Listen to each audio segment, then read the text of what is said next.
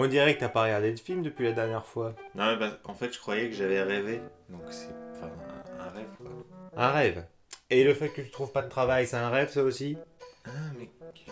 Ouais, comment je sais, c'est ça. Et c'est bon. Va regarder un film, je t'avais préparé. Hein. D'accord.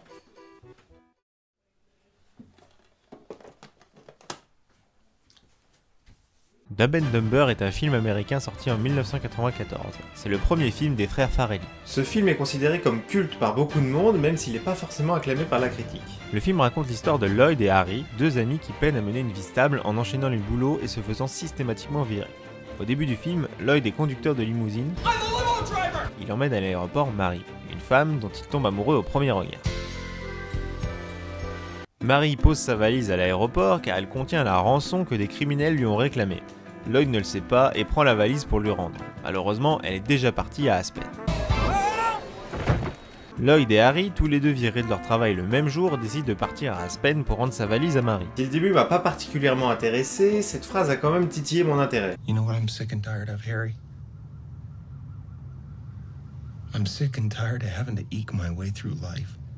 Sick and tired of being a nobody. Ouais, ça me parle ça. La suite du film est simplement le trajet des héros jusqu'à Aspen alors qu'ils sont pourchassés par les ravisseurs. Le tout entremêlé de gags plus ou moins lourds. Hey, wanna hear the most annoying sound in the world?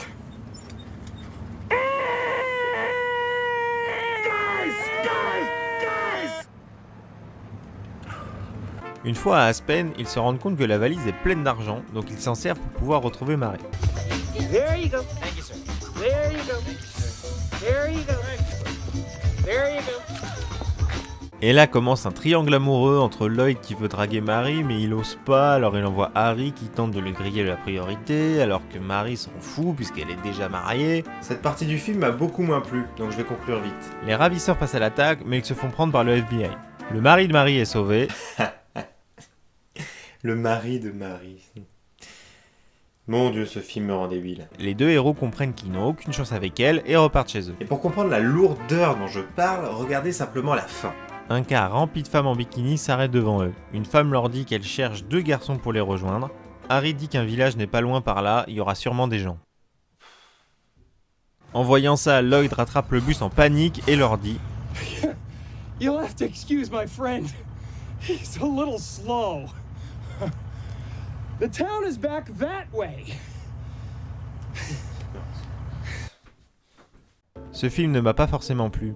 C'est vraiment construit comme une pure comédie avec des héros débiles qui sont hyper chanceux et donc déjouent un complot criminel sans faire exprès. J'aime bien Jim Carrey, mais les gags sont vraiment trop absurdes pour moi par moments.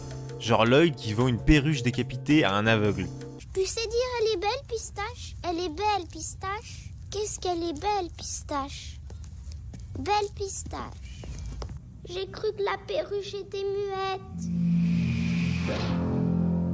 Mais hormis les gags qui m'ont pas forcément fait rire, ce qui m'a parlé dans ce film, c'est l'histoire qui est racontée. Ces hommes un peu trop gauches pour trouver leur place dans la société et qui tentent le tout pour pouvoir exister auprès de ne serait-ce qu'une personne. Et comme je le disais tout à l'heure, ça me parle.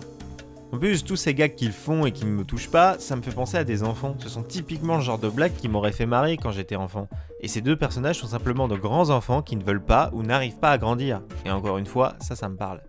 Bien vu le message, monsieur. De quel message tu parles? Oui, de quoi je parle? Comme par hasard dans le film, les mecs sont au chômage.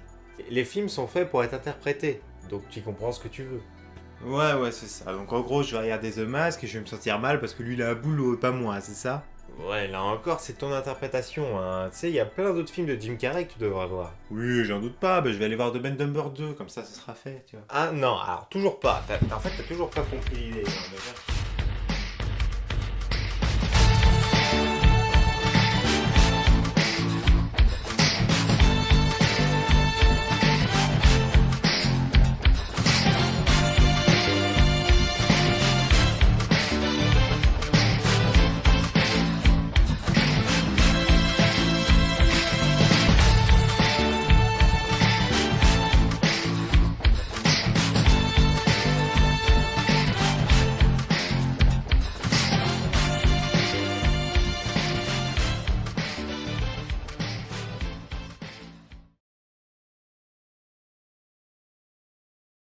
Back on! Boyd.